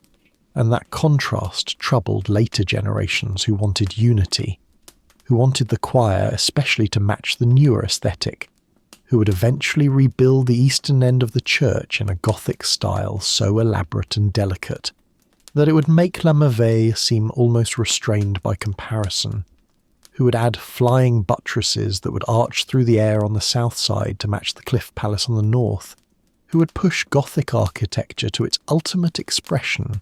in a location where even attempting it seemed like madness. And so La Merveille stood complete on the north cliff, its delicate Gothic columns and soaring vaults proving that lightness could survive where only weight seemed rational. But its completion created a visual problem that gnawed at monastic sensibilities for the next 2 centuries. The contrast between the new Gothic palace, glowing with light and space, and the old Romanesque church squatting dark and heavy on the summit above it, between 13th century aspirations and 11th century limitations, between what had been possible when construction began and what had become possible through centuries of accumulated architectural knowledge. The choir, the eastern end of the Abbey church where the altar stood and where monks gathered 8 times daily to chant their offices, bore the weight of this contrast most heavily because it faced La Merveille across the narrow summit, and every monk who processed from the cloister's delicate colonnade into the church's thick-walled gloom felt the jarring transition between Gothic grace and Romanesque mass. But dissatisfaction alone doesn't cause reconstruction. What caused reconstruction was catastrophe, was the moment in 1421 when portions of the Romanesque choir simply collapsed, when stone that had borne compression for nearly 4 centuries suddenly failed, when vaults cracked and walls shifted, and the eastern apse, the semicircular termination behind the altar, fell partly through the crypts below in an echo of the 1103 disaster that had claimed the north transept. The causes remain debated by architectural historians. Perhaps the crypts beneath had settled unevenly after 400 years of bearing the church's weight.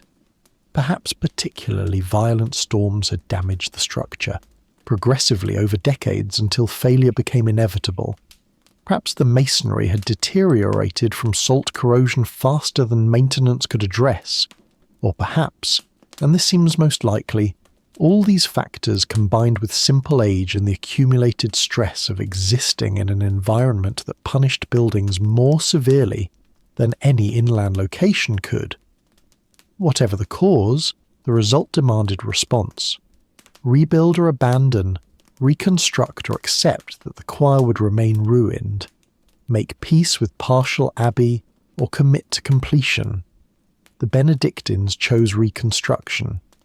but not simple replacement of what had fallen. Instead, under Abbot Guillaume de Stouteville beginning in 1446, they decided to rebuild in the latest Gothic style, the elaborate aesthetic known as flamboyant for its flame-like flowing tracery patterns,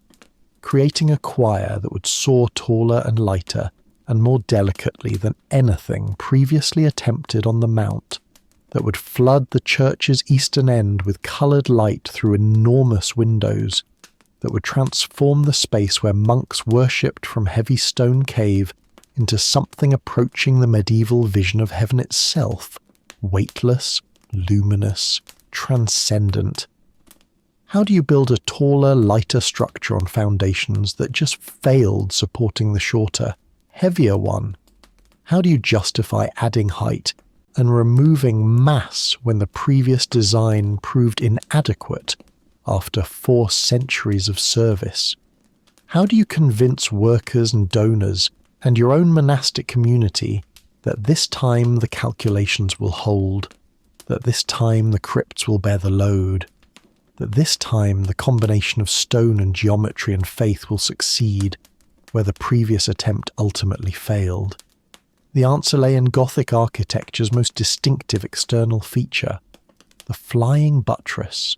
a structural innovation that La Merveille had hidden within its walls, but which the choir reconstruction would display openly, dramatically, arching through empty air from massive external piers to the clerestory walls, creating support that was simultaneously structural necessity and sculptural expression, engineering that became art through the simple act of being made visible rather than concealed. The flying buttresses on the south and east faces of the choir had to be built first, before the walls they would support could rise to their intended height. The external buttress piers descended the cliff face like stone towers, their foundations carved and built into granite platforms 20 or 30 metres below the choir floor level, extending downward until they reached rock solid enough to bear the weight. Each pier was weighted at its top with a carved pinnacle, not merely decorative but functionally essential, adding downward force that enhanced stability and helped prevent the flying arch from lifting the pier off its foundation when the choir vaults pressed outward against the system. From these piers, the flying arches leaped inward toward the choir walls in stone semicircles that spanned 8 to 10 metres of empty air, constructed on wooden centering that had to be cantilevered out from the cliff face because there was no ground beneath to support scaffolding from below. Each buttress consisted typically of 2 parallel arches, an upper arch positioned to meet the wall precisely where the choir vault's lateral thrust concentrated itself, and a lower arch providing additional support and bracing the system against wind forces that could destabilize the entire assembly if not adequately countered. The arches themselves were carved with the same flowing tracery patterns that characterized flamboyant Gothic, transforming structural members into stone lace, making engineering into sculpture, creating forms that were simultaneously rational responses to physical forces and artistic expressions of late medieval aesthetic sensibilities. Could stone arches really fly? Could spans of limestone hanging in air really hold back walls trying to collapse outward under the immense pressure of stone vaults overhead? The questions had been answered affirmatively at Notre Dame in Paris and Amiens and Beauvais and dozens of other Gothic cathedrals across France, but answering them again here, on a tilted rock in the ocean where foundations rested on crypts, rested on uncertain granite, where winds blew harder and salt corroded faster, and every structural challenge faced on the mainland was amplified by the hostile environment, required faith that previous successes elsewhere would translate to success. Here, despite the Mount's determination to reject everything ambitious. The choir interior rose simultaneously with the external buttresses, the two systems dependent on each other in ways that made construction sequencing critical. Walls couldn't rise to their full height until buttresses stood ready to support them, but buttresses couldn't be completed until walls existed to anchor them to, creating a careful dance of construction where internal and external work had to proceed in coordinated stages, each waiting for the other, each enabling the next step in a progression that stretched across decades. The apse, the semicircular eastern termination, presented unique challenges because curved walls required buttresses positioned radially around the curve, each buttress angled slightly differently, each one custom designed for its specific position, no two exactly identical, because the cliff contours beneath varied and the geometry of a circle demands that radial elements diverge. The radiating chapels between the buttresses, small prayer spaces projecting from the apse perimeter, had to be fitted into the irregular spaces the buttress layout created, their walls and tiny vaults custom shaped to match the available footprint. The choir vaults themselves embodied flamboyant Gothic's complexity. Not simple ribbed vaults with 4 or 6 ribs meeting at a central, keystone, but elaborate networks of stone ribs, leons and tierterons and ridge ribs, creating star patterns and geometric intricacies that looked impossibly delicate, that seemed too thin and too complex to bear the weight of the stone webbing between them, yet which functioned through the same compression principles that simpler vaults relied upon, merely expressing those principles through more elaborate geometry. The construction of each vault bay required wooden centering shaped precisely to match the intended rib pattern, a 3-dimensional wooden framework that had to hold its shape, while supporting tons of stone for months until the mortar cured. Carpenters working at these heights in ocean winds, fitting timber joints together on narrow platforms 60 or 70 metres above the sea, creating temporary structures upon which the permanent architecture entirely depended. When the vault stones were finally set and the keystone locked everything into compression, the moment of removing the centering must have felt simultaneously like liberation and terror. Liberation because the timber could finally be dismantled and reused. Terror because this was the instant when theory met reality, when calculations either proved adequate or revealed themselves catastrophically insufficient. The clerestory windows, the upper-level windows that flooded the choir with light, grew enormous in the flamboyant design, each window spanning nearly the entire wall section between structural piers, filled with stone tracery carved into flowing patterns that resembled frozen flames or organic growth patterns, delicate stone bars dividing the window into hundreds of individual glass panels. The tracery wasn't merely decorative frame but structural necessity, distributing wind loads from the glass across the window opening, channeling forces around the void rather than allowing them to concentrate at weak points where cracks might initiate. The stained glass itself came from workshops in Rouen and other Norman cities, each panel painted with scenes from scripture or saints' lives, the colours achieved through metallic compounds mixed into molten glass, cobalt for blues, copper for reds and greens, manganese for purples, gold for ruby tones that glowed like living fire when sunlight passed through them. The individual pieces were small, typically 20 to 40 centimetres across, cut from larger sheets and assembled with lead strips called cames, soldered at their joints to create waterproof networks that held the glass in the tracery openings. Behind the glass, iron armature bars anchored to the stonework provided structural support, preventing the glass panels from bowing inward or outward under wind pressure that at this elevation and exposure could easily exceed what medieval glass could withstand unaided. The completed choir, finally consecrated in 1521 after 75 years of construction, created a space so different from the Romanesque, Nave preceding it that entering from west to east felt like passing through a portal between centuries, between architectural philosophies, between heavy earthbound stone and light transcendent space. The contrast was jarring and beautiful simultaneously, the heavy barrel vaults of the nave giving way abruptly to the soaring ribbed vaults of the choir, small Romanesque windows yielding to enormous flamboyant glazing,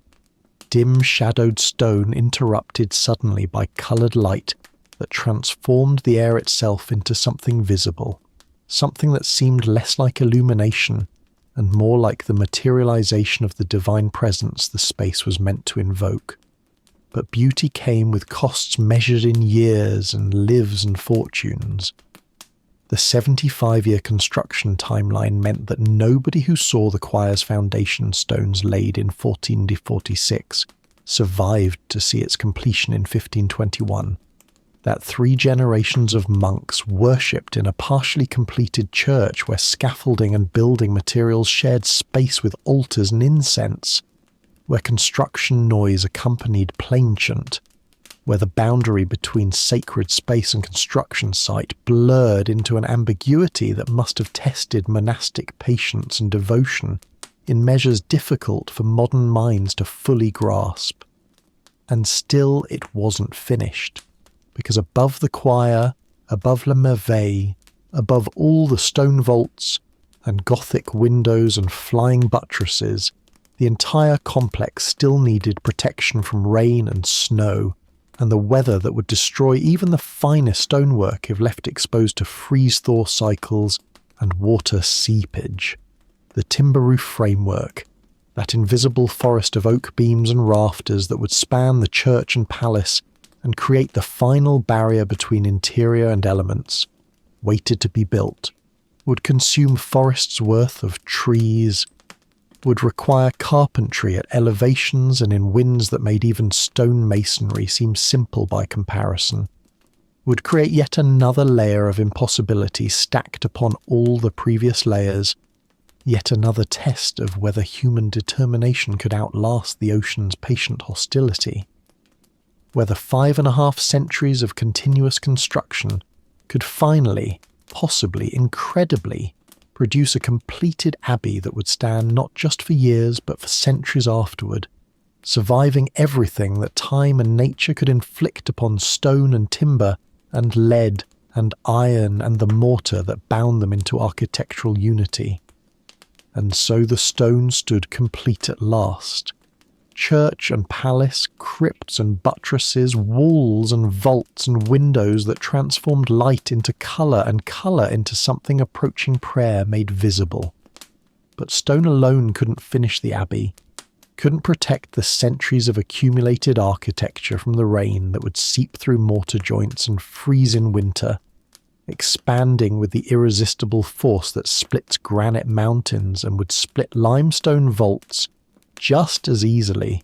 couldn't shield the interior from snow and wind and the relentless weather that treated exposed stone like the ocean treats coastlines,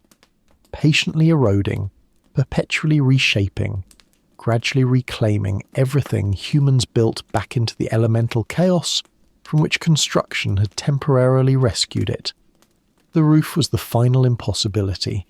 Not a single roof, but a complex system of interconnected timber frameworks covering the church and La Merveille and the various connecting structures, spanning in total perhaps 4,000 square metres of surface area, rising to peaks 60 or 70 metres above the ocean, depending on location, all of it constructed from wood that had to be grown on the mainland, felled in winter when sap flow ceased, transported across the killing sands, lifted to elevations where wind speeds regularly exceeded what trees experienced in their natural forests, then assembled into frameworks that would somehow survive centuries of storms without the deep root systems that had kept those same trees standing for 200 years before axes claimed them. The oak came from Normandy's forests and from Brittany, from trees that had germinated in the 1200s or 1300s and grown slowly in the maritime climate, where salt winds and thin soils produced timber with tight grain and high density, wood that would resist rot better than fast-grown inland specimens, that would harden as it aged until old oak beams became almost stone-like in their durability. Each tree was evaluated standing, master carpenters reading the trunk's straightness, the branch pattern suggesting internal grain, the bark texture indicating growth rate, before teams of woodcutters applied axes and two-man crosscut saws to bring the giants down, guiding their falls with rope systems to prevent them shattering against rocks or neighbouring trees. The felled trunks were sectioned into manageable lengths, 12 to 15 metres typically, though some principal rafters required longer pieces, and transported to the coast on ox-drawn sledges during winter months when frozen or saturated ground made hauling easier. From coastal staging areas, the timbers made the same dangerous crossing that limestone had made for centuries, floating on rafts at high tide or dragged across the sand at low tide, running the same gauntlet of quicksand and returning water and the unpredictability that had claimed carts and animals and men throughout the Abbey's construction history. But transporting timber to the island only began the challenge, because these massive oak logs had to be lifted 60 to 80 metres vertically through the Abbey's interior, manoeuvred up narrow staircases and through doorways barely wide enough to accommodate them, hauled with rope and windlass and human muscle to the roof level, where carpenters waited to transform raw trunks into the precisely dimensioned beams and rafters and purlins that the roof design required. How do you lift a 12-metre oak log weighing perhaps 500 kilograms up spiral staircases designed for human traffic? How do you manoeuvre timbers longer than many of the interior spaces are wide around corners and through passages while maintaining control sufficient to prevent the wood from damaging the stone architecture that surrounded it? The carpentry itself represented medieval woodworking at its most sophisticated. Each major timber had to be shaped with adzes and broad axes and specialized planes, reducing the round log to a square or rectangular cross-section, creating flat surfaces that could bear against other timbers, removing bark and sapwood to reach the dense heartwood that would provide structural strength for centuries.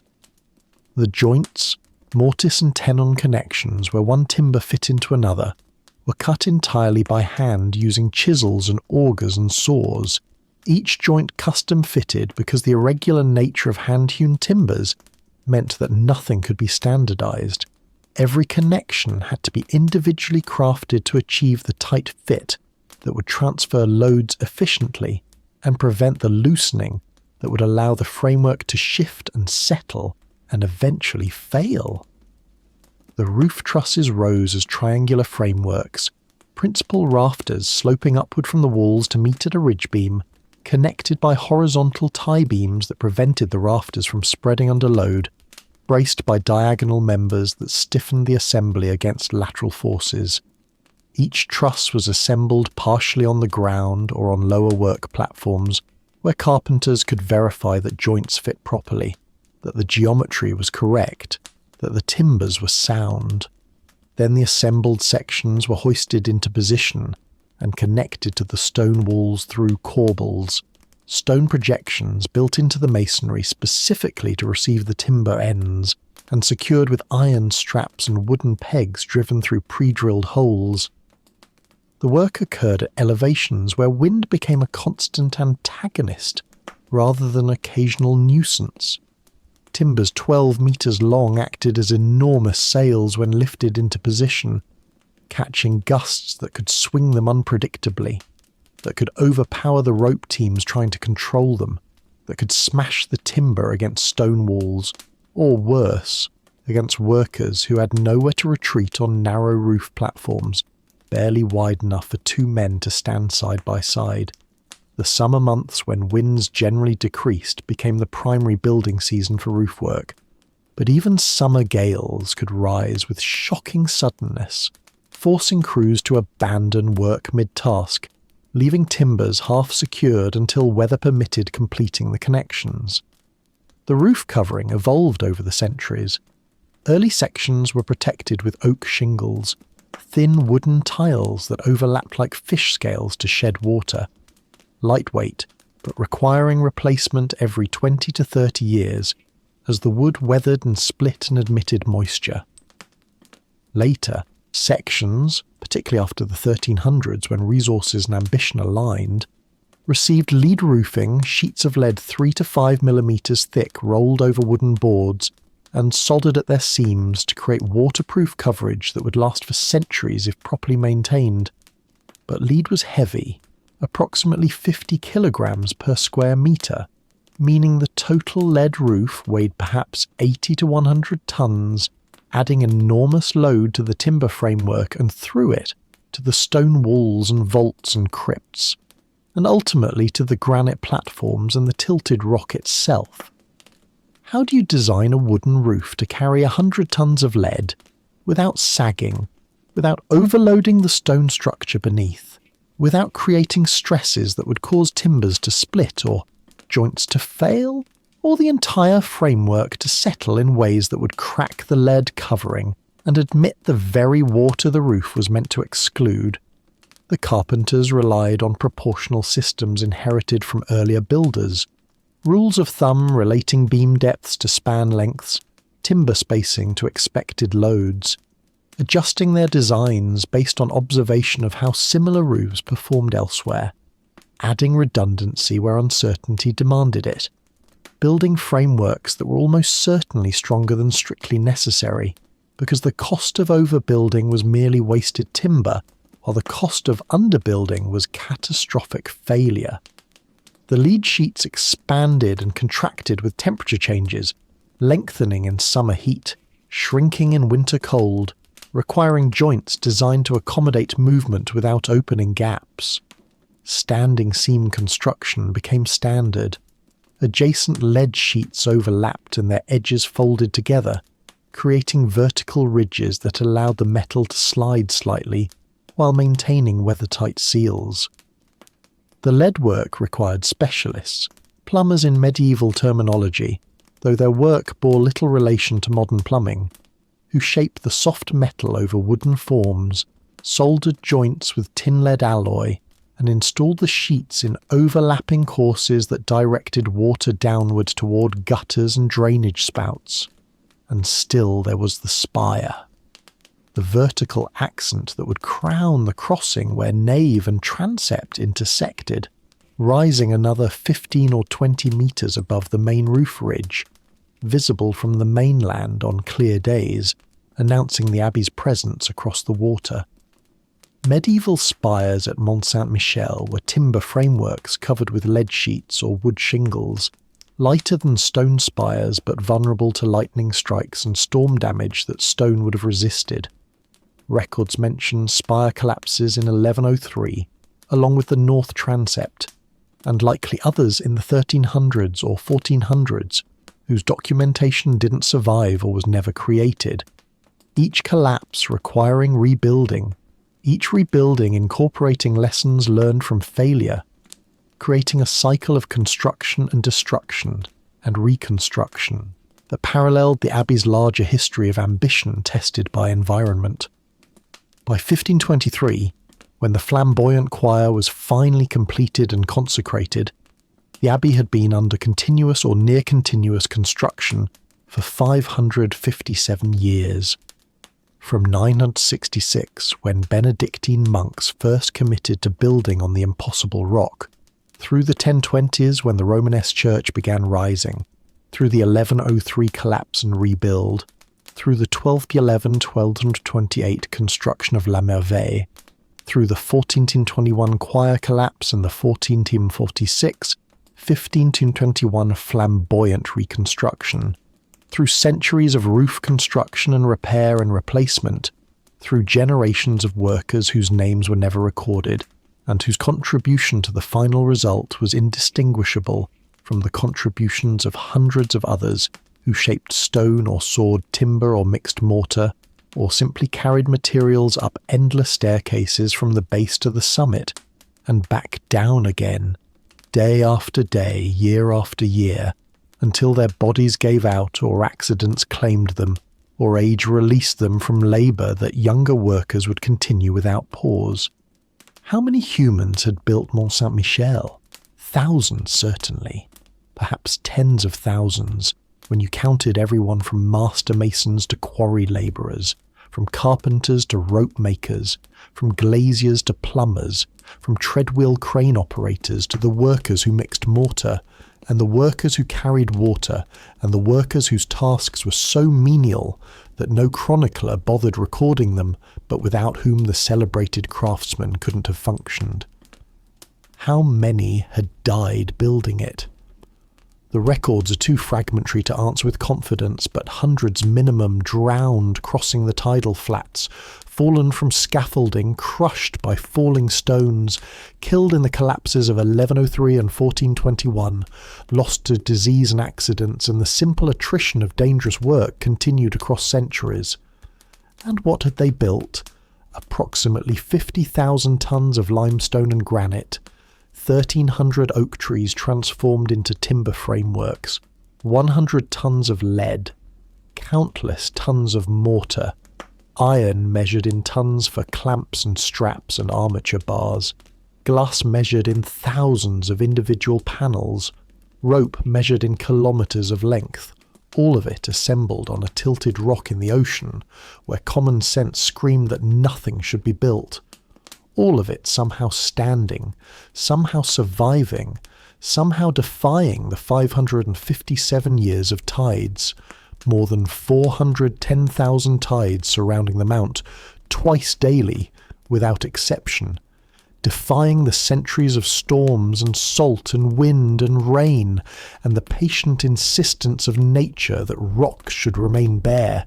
and humans should build elsewhere. But it stood in 1523 when the last stones were blessed, stood in 1789 when the revolution converted it to a prison, stood in 1863 when the prison closed and the abbey faced abandonment, stood in 1879 when the causeway was built and the tides were disrupted, stood in 1966 when monks returned after a century's absence, stood in 2025 as it stands tonight,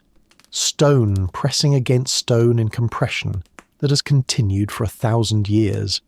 timber darkened and hardened almost to stone itself, lead weathered grey-green with patina,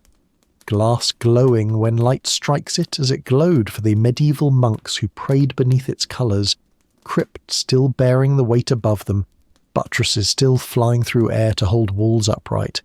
foundations still gripping the granite that tried to shed them, the ocean still surrounding it twice daily just as it surrounded it on the day the first stone was blessed,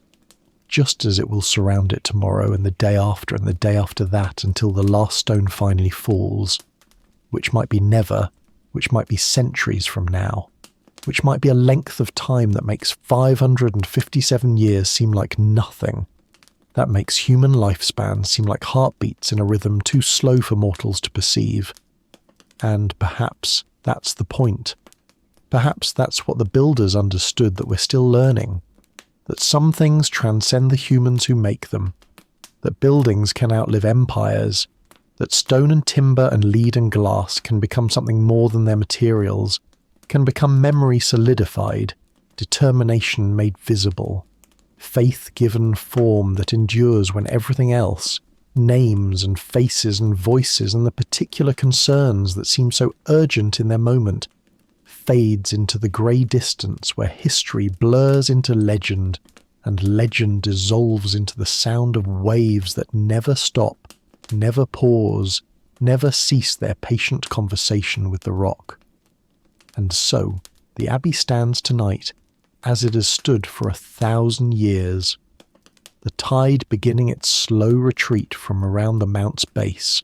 water pulling back to reveal sand that gleams wet and silver under moonlight, the eternal rhythm beginning again as it began yesterday and will begin tomorrow, twice daily forever, the ocean's patient breathing in and out, surrounding and releasing, claiming and yielding, the conversation between sea and stone that predates human presence, and will continue long after the last person who remembers why the abbey was built has themselves been forgotten. The abbey sleeps now. Not truly sleeps, because stone doesn't sleep, doesn't rest, doesn't pause in its endless compression, in the weight that presses downward and outward every moment of every day, regardless of whether anyone notices, regardless of whether monks pray within its walls, or tourists photograph its profile, or the building stands empty under stars that have watched it far longer than any human eyes have. But there's a quality to the abbey at night that resembles sleep,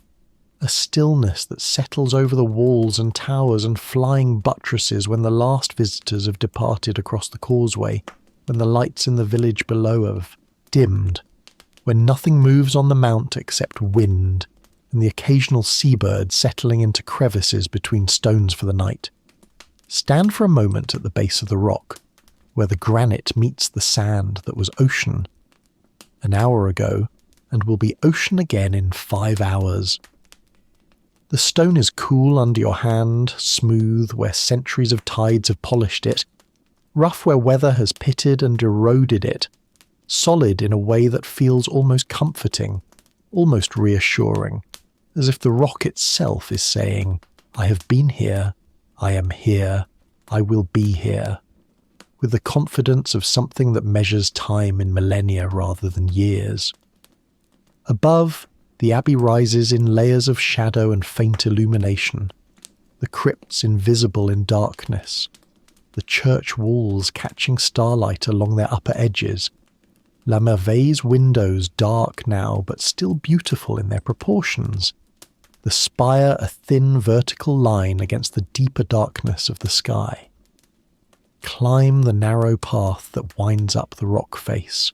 Your footsteps echo slightly on the stones, worn smooth by centuries of pilgrims and monks and workers and visitors,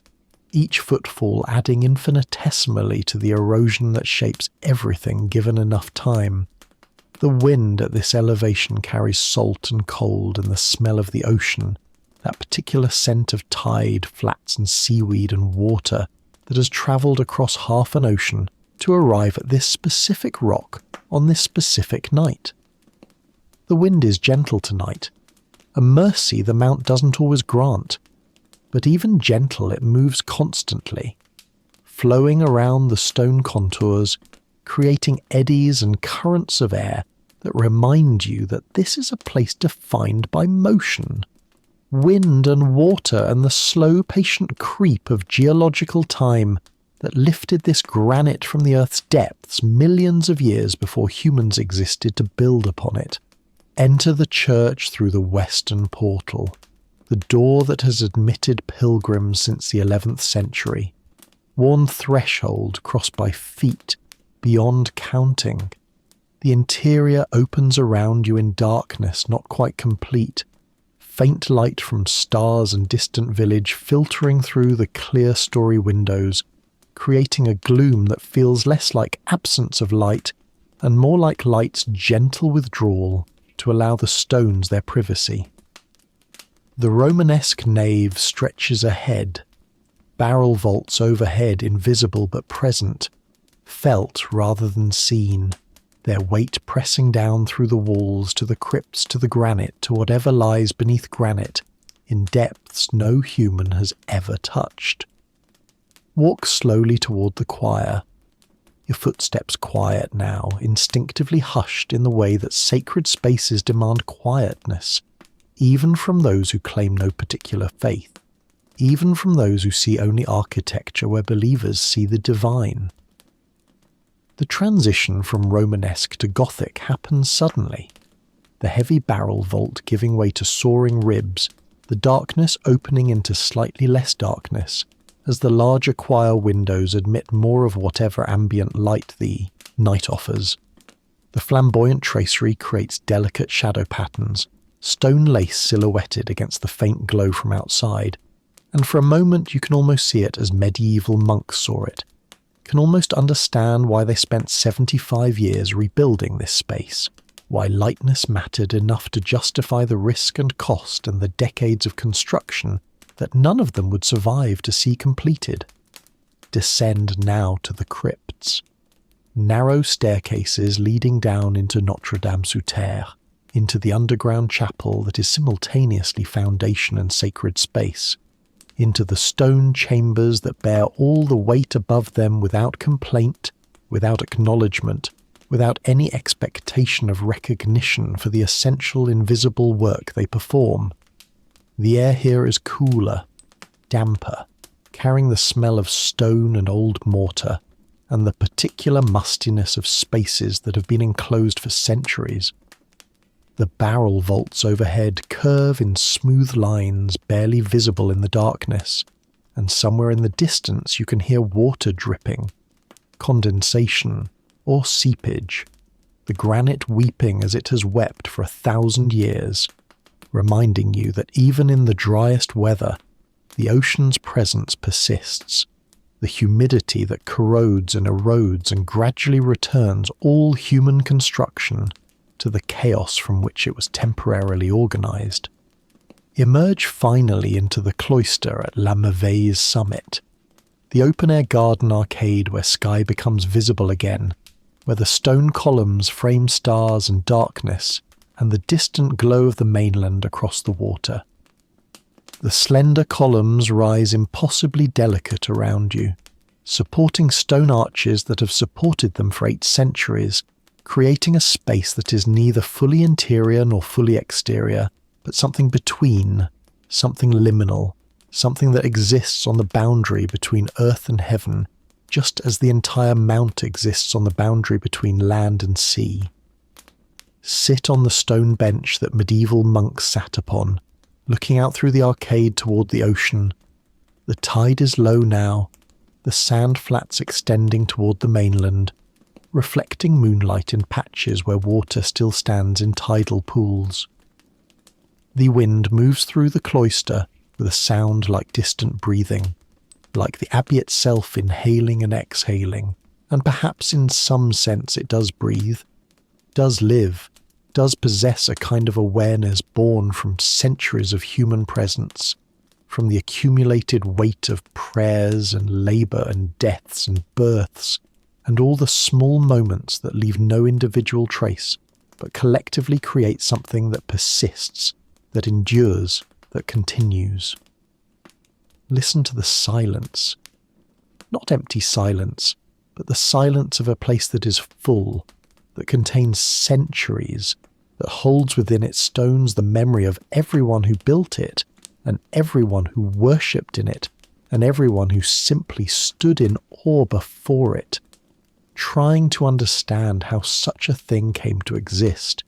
how humans with medieval tools and medieval knowledge and medieval lifespans somehow created something that has outlasted the world that made it, that stands now in a present they couldn't have imagined, that will stand in futures we can't imagine, stone pressing against stone in compression, that will continue as long as the stone itself survives. Your breathing slows, matches the rhythm of the distant waves, matches the eternal pattern of the tide that surrounds and retreats, that claims and yields, that has been doing this for longer than memory and will continue for longer than imagination can reach. The coolness of the stone seeps into you, the stability of weight and mass and compression that has held for 1,000 years, that will hold tonight, that will hold tomorrow, that holds now as you rest against it, as your thoughts slow and drift like the tide retreating across the sand, like the wind moving through the cloister colonnade, like the centuries dissolving into the single present moment where all you know is stone and breath, and the peaceful darkness that gathers around the abbey every night, that protected it through 1,000 years of nights, that protects it now. Let the mount rest. Let the crypts bear their weight in darkness. Let the buttresses arch through empty air. Let the timber roof creak softly in the wind. Let the lead sheets cool under stars. Let the stones press together in the compression that will last until the last stone falls. Let the granite sleep beneath it all, with the patient sleep of mountains that measure time in millions of years and find human centuries barely worth noticing. And let yourself rest too, breathing with the waves, settling with the stone, drifting with the tide that pulls back and back and back across the sand, leaving only reflections and emptiness, and the peaceful space between water and land where sleep arrives like the ocean, surrounding you, lifting you, carrying you gently away from the shore of waking into the deep quiet water where stone and sea and sky and breath become indistinguishable, where 557 years collapse into a single moment, where the only sound is waves and wind and the distant memory of hammers on granite, fading, fading, gone. Sleep now, as the abbey sleeps, as the stone sleeps, as the tide sleeps between coming and going. Sleep